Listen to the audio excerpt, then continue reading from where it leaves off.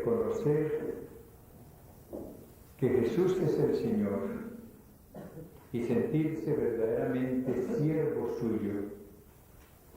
Es una gracia muy grande.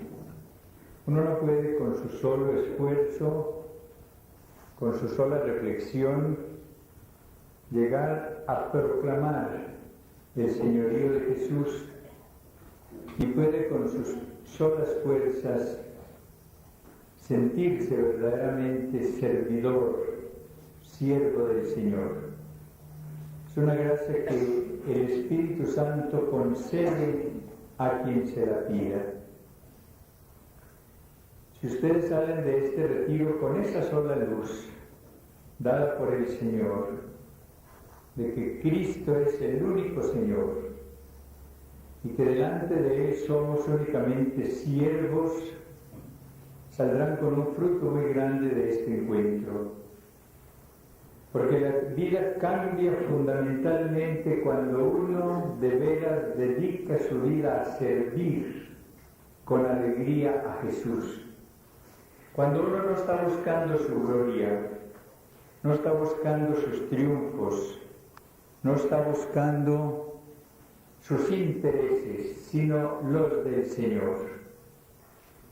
Aquellas personas que le dicen a Jesús: cuida tú de mí, de mis intereses.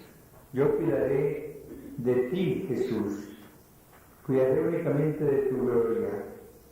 Esas personas que hacen ese pacto, esa alianza con el Señor, son las que de veras entran en un camino de perfección. Vamos a referirnos ahora a otra disposición o sentimiento que debe tener el servidor del Señor en la renovación, y es la humildad. Un servicio humilde al Señor. En el Evangelio de San Lucas, en el capítulo 17, en el versículo 7, leemos lo siguiente: ¿quién de vosotros tiene un siervo arando o pastoreando, y cuando regresa del campo le dice: pasa al momento y ponte a la mesa? ¿No le dirá más bien: prepárame algo para cenar, y cíñete para servirme hasta que haya comido y bebido, y después comerás y beberás tú? ¿Acaso tiene que agradecer al siervo porque hizo lo que le fue mandado? De igual modo vosotros, cuando hayáis hecho todo lo que os fue mandado, decid: somos siervos inútiles, hemos hecho lo que debíamos hacer.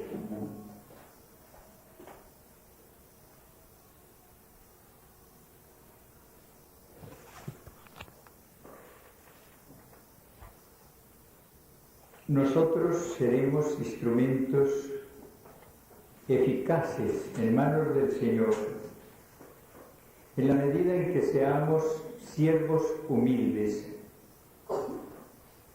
La humildad no consiste en negar los dones del Señor.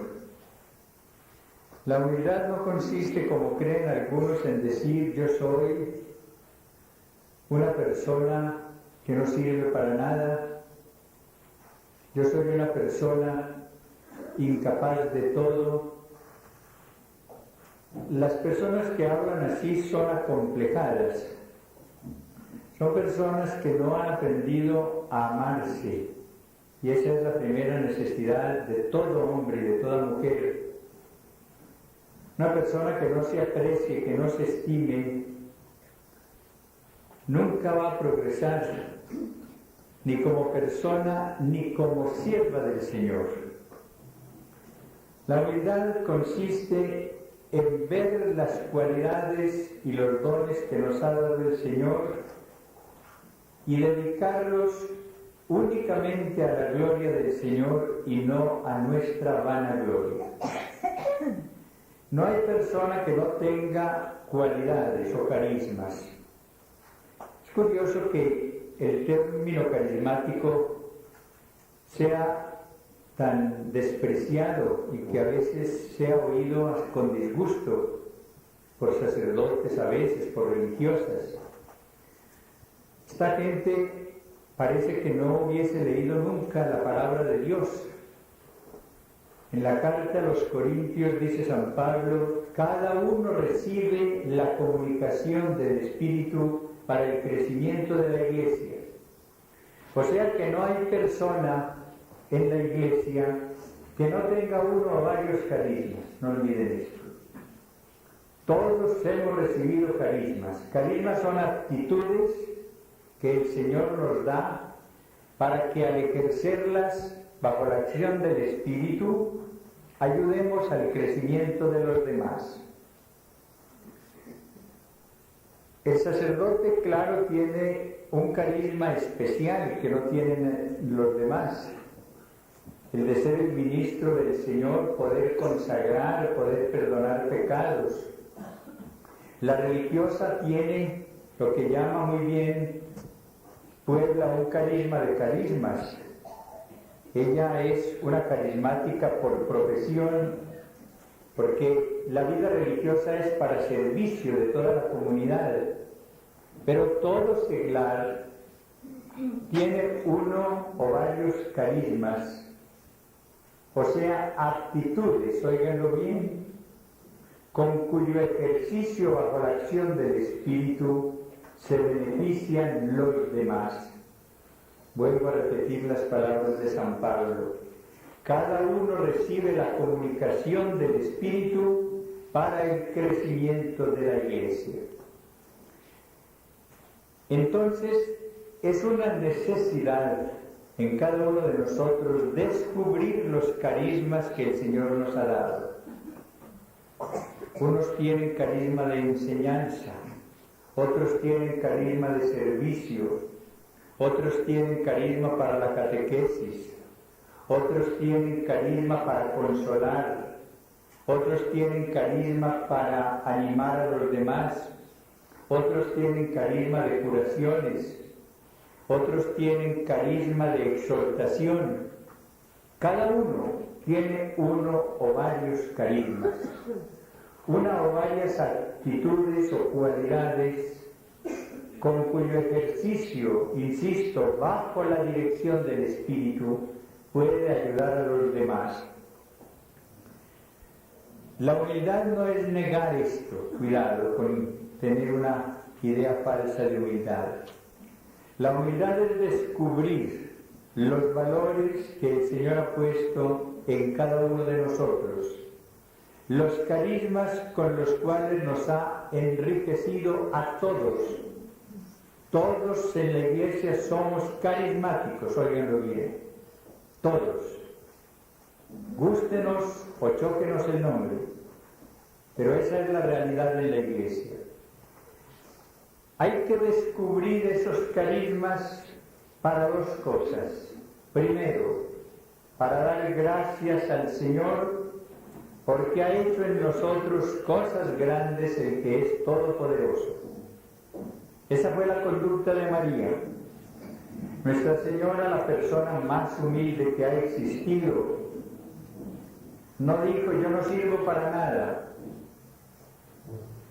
María, la criatura más humilde, no dijo: yo no sirvo para nada, yo no tengo nada. Al contrario, ella dice en su Magnificat: glorifica mi alma al Señor, porque ha hecho en mí cosas grandes el que es todopoderoso. Fíjense bien en esto. Ha hecho en mí cosas grandes el que es todopoderoso. Ella descubrió los carismas especiales con los cuales la había enriquecido el Señor para servicio de toda la humanidad. Y ella bendijo al Señor por esto. Lo primero que tenemos que hacer nosotros es bendecir al Señor por las cualidades que nos ha dado. Cada uno las tiene. No debe sentir envidia por las que tengan los demás. El Señor distribuye sus dones como quiere, porque es el Señor. Alabar al Señor por lo que nos ha dado y alabar al Señor por lo que ha dado demás. Hay gente, los envidiosos, que nunca gozan. ¿Por qué? Porque no aprecia lo que el Señor le ha dado y vive anhelando y lamentándose porque el Señor le dio a los otros tales o cuales cualidades. La definición de envidia del Padre Astete es muy perfecta. Es un pesar del bien ajeno. Es la gente que vive llena de pesar porque fulana de tal tiene tal cualidad, tiene tal o cual carisma. No goza con lo que tiene y sufre con lo que tienen los demás. Esa es la gente más desafortunada, llamémosla así. No goza con lo que tiene y sufre con lo que tienen los demás. Y después la humildad consiste en dedicar aquellas cualidades que hemos descubierto en nosotros como don de Dios al servicio de los otros y a la gloria del Señor. Ese es el servicio humilde. Dedicar los dones, los carismas recibidos al beneficio de la comunidad, pero con la única preocupación de la gloria del Señor. Cuando nosotros procedemos así y dedicamos el carisma de exhortación, el carisma de enseñanza, el carisma de consuelo, el carisma de sanación, a servir a los demás, pero ocupados por la gloria del Señor, en ese momento es cuando estamos obrando como cristianos, como siervos humildes, que es lo que nos pide la renovación.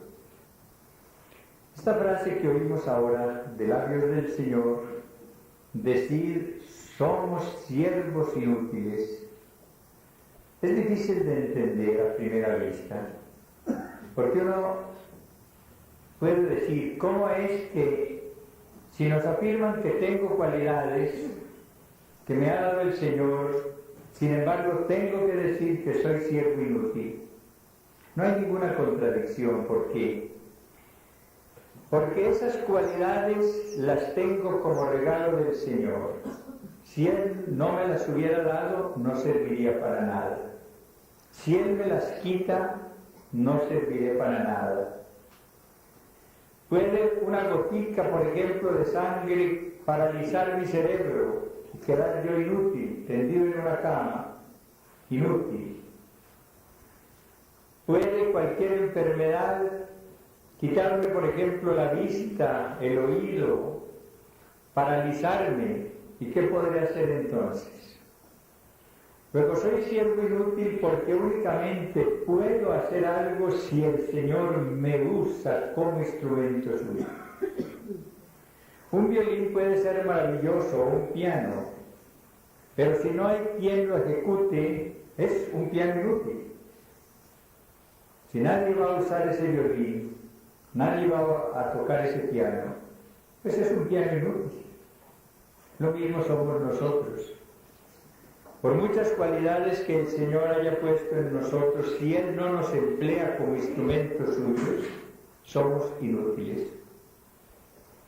O sea que nosotros, después de cada servicio, debemos pensar, el Señor en su bondad se valió de mi miseria para su gloria, a Él el honor. Bendito sea, y le doy gracias porque Él ha querido valerse de un instrumento tan débil como soy yo y decirle cuantas veces, Señor, quieras emplearme, estoy en tus manos. Cuando ya no quieras, con toda tranquilidad esperaré el encuentro contigo. Lo importante es que yo al final de la vida pueda oír de tus labios esas palabras: alégrate, siervo bueno y fiel, entra en el gozo de tu Señor. Yo quiero insistir en este punto de los carismas porque es el que se puede prestar a exageración en el orgullo. Los carismas son necesarios para el crecimiento de la Iglesia. Y aquellas personas que se dedican a combatir los carismas se van a dar cuenta en el momento de la muerte del mal que hicieron a la Iglesia. Porque los carismas son absolutamente necesarios. Todos los carismas. Y si tenemos una Iglesia que no tiene mucha vitalidad es porque le falta el ejercicio de muchos carismas. Por ejemplo, el de profecía. San Pablo insiste en que la profecía después de la caridad es lo más importante. Lo dice en el capítulo 14 de la primera carta a los Corintios. Porque se está apagando el carisma en muchas vidas, la Iglesia tiene menos vitalidad de la que debiera tener. Hay entonces que estimular los carismas y yo como obispo cumplo con el deber de estimularlos, a pesar de que no se me entienda a veces, porque sé que ese es mi deber como obispo, discernir si los carismas son verdaderos o no y estimular los carismas sin los cuales la Iglesia no crece. Pero hay un peligro y es el del orgullo.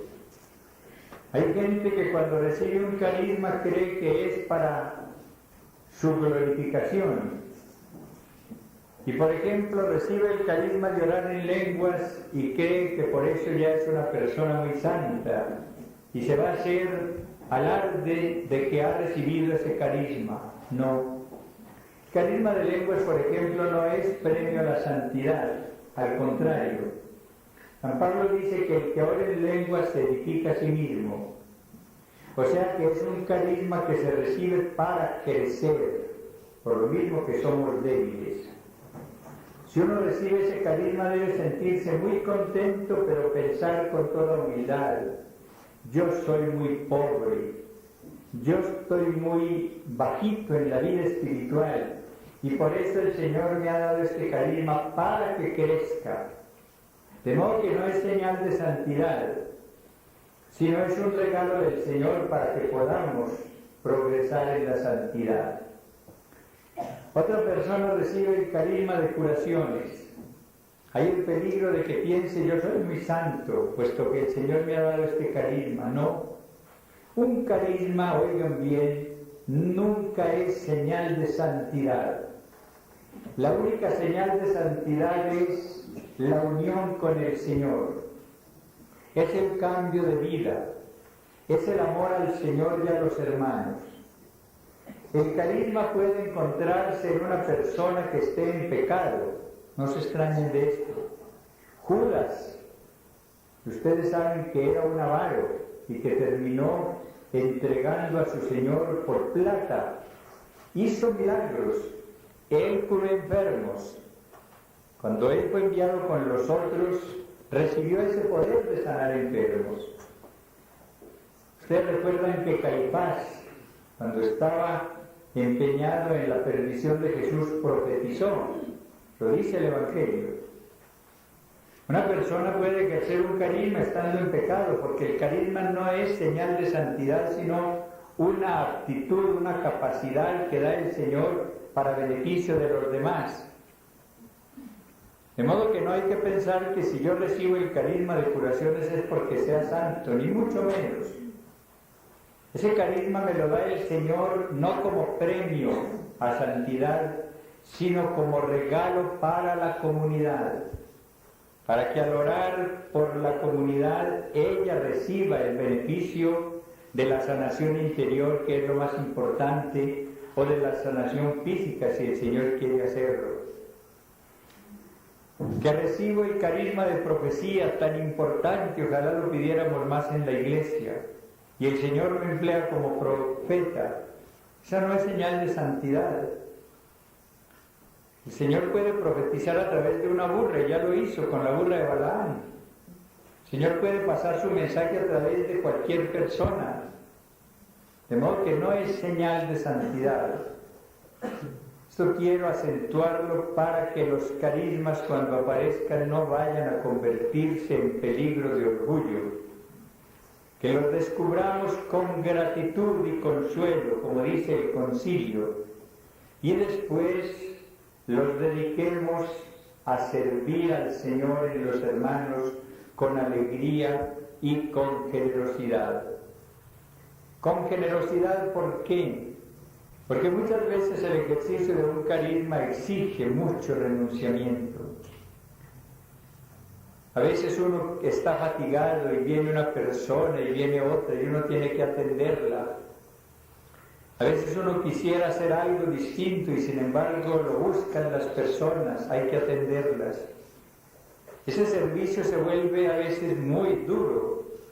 Ya vemos en el Evangelio cómo a veces el Señor no tenía ni tiempo para comer, porque lo estaban buscando las multitudes porque tenía el carisma de curar. Nadie lo ha tenido como Él. Y por eso la gente acudía a Él en tanta multitud. Eso era duro para Él.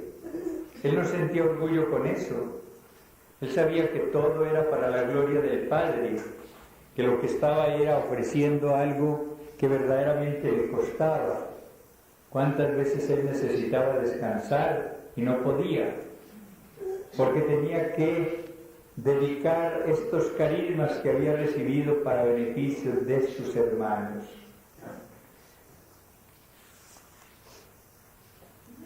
Todos tenemos la tentación del orgullo, tengamos esto muy presente.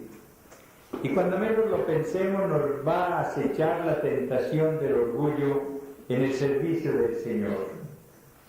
Sentir esa tentación no es pecado. Sentir no es consentir en ningún campo. Únicamente hay pecado cuando uno consiente la tentación.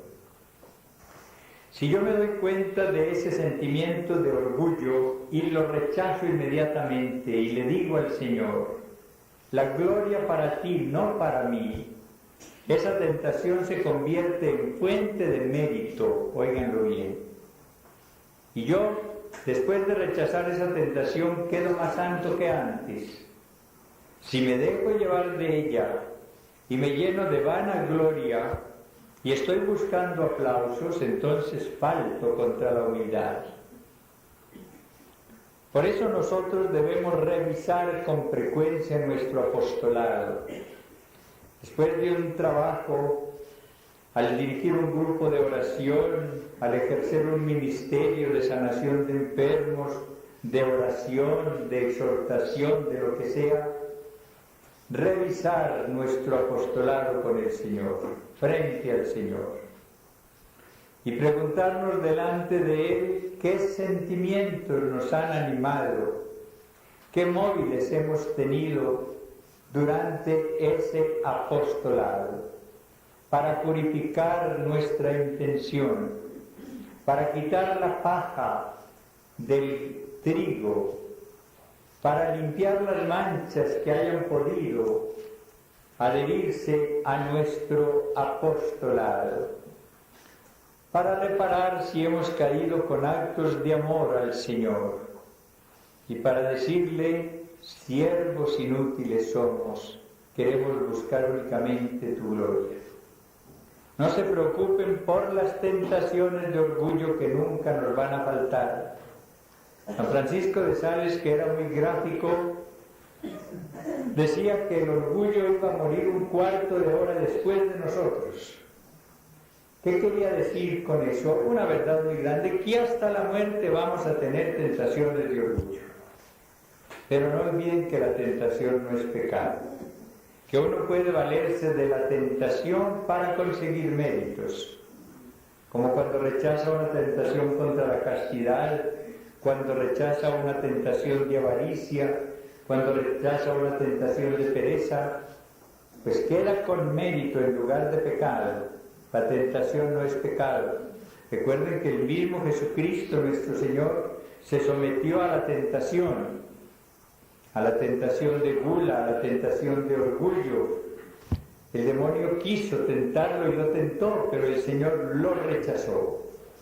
La tentación no es pecado, el pecado está en consentirla.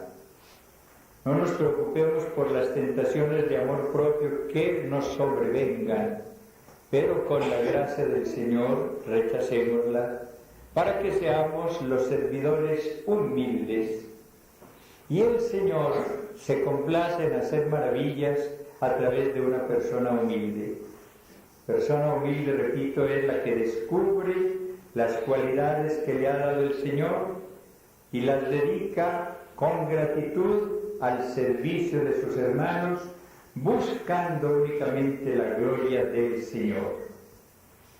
A través de esas personas obra el Señor maravillas. La palabra de Dios nos dice que el Señor resiste a los soberbios y da la gloria, la gracia a los humildes.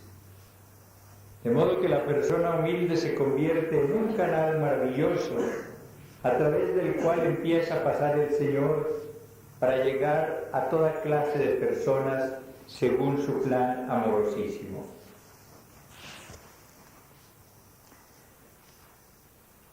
En el Evangelio, sobre todo, cuando ustedes leen el Sermón de la Montaña, encuentran una frase que repite el Señor: ya recibieron su galardón.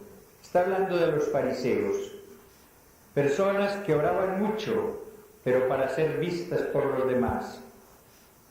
Entonces dice el Señor, recibieron su galardón.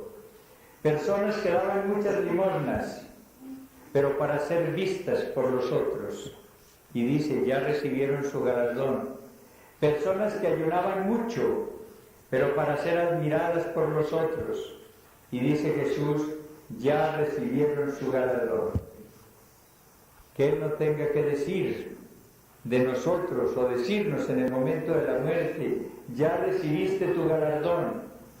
Porque esos grupos de oración que animabas era para que te admiraran. Porque esos ayunos que hacías era para que dijeran que ayunabas mucho, que eras muy mortificado. Porque esas obras que hacías eran para recibir alabanza, no buscabas mi gloria.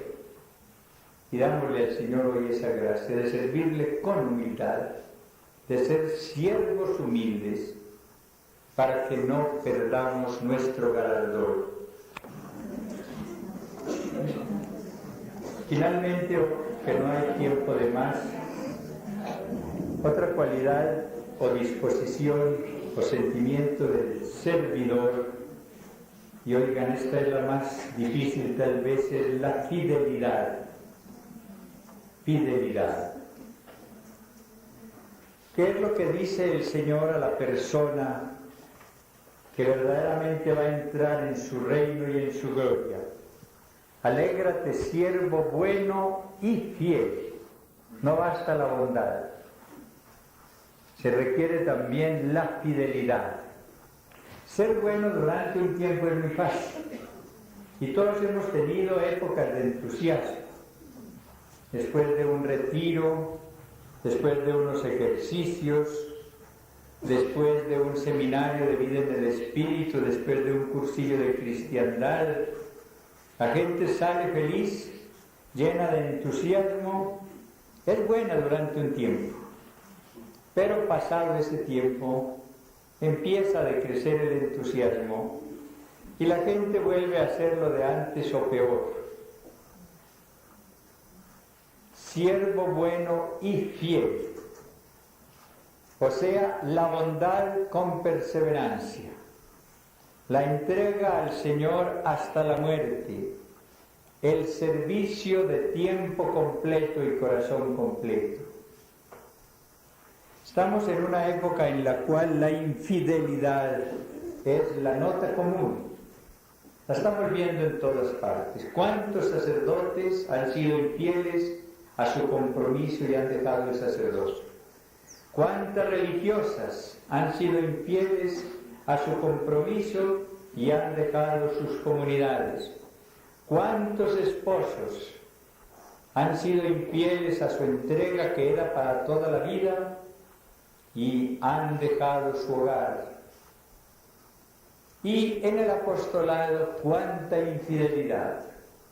En la renovación ve uno cómo la gente se entusiasma y vibra de alegría, pero pasado un tiempo, por contradicciones, por dificultades, por tentaciones del demonio, dejan esa vida nueva en la cual habían empezado a transitar y vuelven a lo de antes. El problema en este campo también es el de la fidelidad. En la carta primera a los Corintios, en el capítulo 4, versículo 2, dice San Pablo: ahora bien, lo que se exige de los servidores es que sean fieles. Lo que se exige de los servidores es que sean fieles. Yo he repetido varias veces las palabras de Pío X, cuando él pidió a los cosistas belgas el martirio de la perseverancia. Aquella gente, y estamos encontrando tanta admirable, que a pesar de que la combaten y a pesar de que la critican, sigue y sigue sirviéndole al Señor en la renovación. Esa gente es la que nos sirve a todos de modelo. Afortunadamente en la renovación tenemos muchos servidores fieles. Gente que hace años entró en ella y cada día persevera con más energía, con la fuerza del Espíritu, con más entusiasmo. La critican, no le importa. La persiguen inclusive, no le importa. La calumnian, no le importa. Es la gente que siente la fuerza del Espíritu en su vida. Porque el que entra en la renovación de una manera profunda recibe ante todo la fuerza del Espíritu Santo. Recuerden lo que dijo el Señor antes de la ascensión: recibiréis el poder del Espíritu y seréis mis testigos en todas partes. Estamos viendo sacerdotes, religiosas y seglares, fieles servidores del Señor. Bendigamos al Señor por estas vidas que son admirables, que nos llenan a nosotros de aliento, que nos arrastran con su ejemplo. Gentes que pueden decir, como San Pablo, que están felices en las persecuciones y en las tribulaciones. Eso es admirable. Pero el problema de la renovación es la infidelidad de tanto servidor. Al lado de esta gente fiel están los entusiastas de unos ratos, que después por cualquier crítica, por cualquier dificultad dicen esto no vale la pena y se alejan de la renovación y se privan de la obra del Señor en ellos. Lo que se busca en los servidores es que sean fieles. San Pablo, que fue el hombre fiel, dijo hablando del Señor: sé de quién me he fiado, sé en quién he creído, sé en quién he confiado. San Pablo se daba cuenta de que Jesús nunca lo traicionaba ni nunca lo abandonaba. Y por eso él decía: ¿quién entonces podrá separarme del amor de Cristo? Si Cristo es fiel, ¿cómo voy a ser yo infiel? La infidelidad en la renovación se explica cuando las personas no están buscando a Cristo, sino están buscando cosas secundarias. Pero cuando la persona de veras se empeña por el Señor y se compromete con el Señor, entonces no la van a detener las pequeñas dificultades, sino que le dice al Señor: con tu gracia voy a perseverar y con tu gracia voy a continuar. El servicio del Señor no es fácil, tengan eso presente. Y quien se entrega a Jesús empieza a recibir críticas, a recibir ofensas. Yo gráficamente diré esto: todo el que sigue a Jesús tiene las espaldas llagadas, porque la mayor parte de los golpes vienen por detrás, sin saber muchas veces de quién. Son las espaldas llagadas, pero ningunas tan llagadas como las de Jesús. Nadie ha recibido en sus espaldas los azotes que recibió Jesús. Su discípulo no puede ser distinto. Él lo dijo muy claro, que la suerte del discípulo no puede ser distinta de la del maestro. Si Él tiene las espaldas azotadas, pues las nuestras también tienen que estarlo. Pero Él con su bondad va pasando su mano sobre esas espaldas, sobre esas llagas y las va sanando. Y es tan maravillosa la obra de sanación del Señor. De los primeros cristianos dicen los hechos que eran asiduos, o sea que diariamente, constantemente, asistían a 4 cosas: a la enseñanza de los apóstoles, a la celebración de la Eucaristía, a la vida comunitaria y a las oraciones. Yo quiero pedirles a ustedes como servidores que perseveren en la búsqueda y utilización de esos 4 medios para que puedan crecer en la vida espiritual y ser cada día mejores instrumentos del Señor. Lean y saboreen diariamente la palabra de Dios. No dejen pasar un día sin contacto con la palabra de Dios. Los que vivan en la ciudad y en los campos tengan siquiera el Nuevo Testamento y lean y saboreen la palabra de Dios. Asistan a la Eucaristía cuantas veces puedan. Los campesinos solamente pueden los domingos.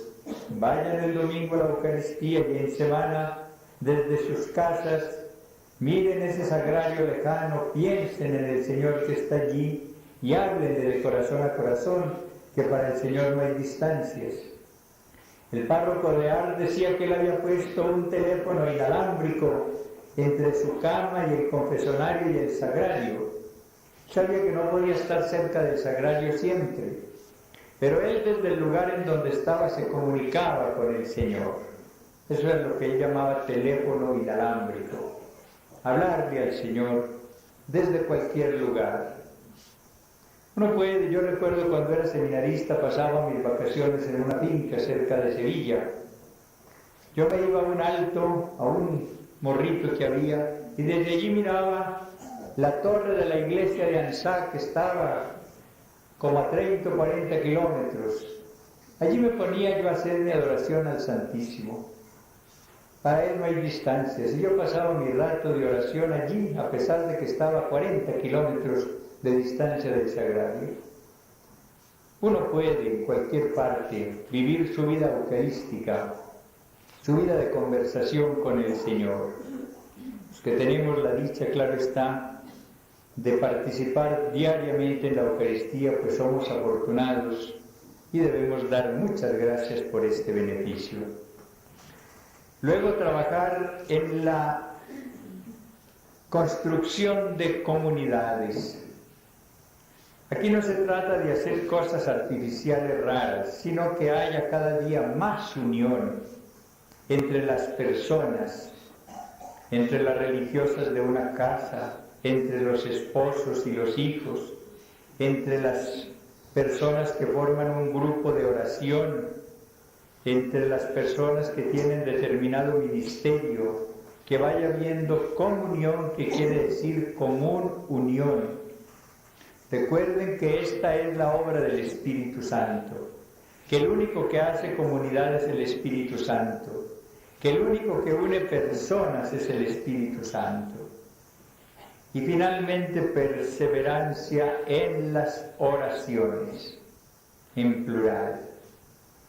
La renovación despierta cuando es verdadera en cada persona un gran deseo de orar. Y nosotros estamos viendo, sobre todo en los seglares, el amor de estas personas por la oración. Pasan vigilias en oración, horas y horas en oración, salvan muchos ratos para la oración, nos están dando un gran ejemplo. Es que toda persona que se llena del Espíritu del Señor empieza a amar la oración en todas las formas. La oración litúrgica, la oración compartida en los grupos y la oración personal, que es la más importante de todas. Van entonces ahora en este ratico que sigue a reflexionar sobre esas otras dos disposiciones o cualidades de los servidores, la humildad y la fidelidad. Y van a pedir al Señor la gracia de ser servidores humildes y servidores fieles, para poder oír en el momento de la muerte esas palabras: alégrate, siervo bueno y fiel, entra en el gozo de tu Señor.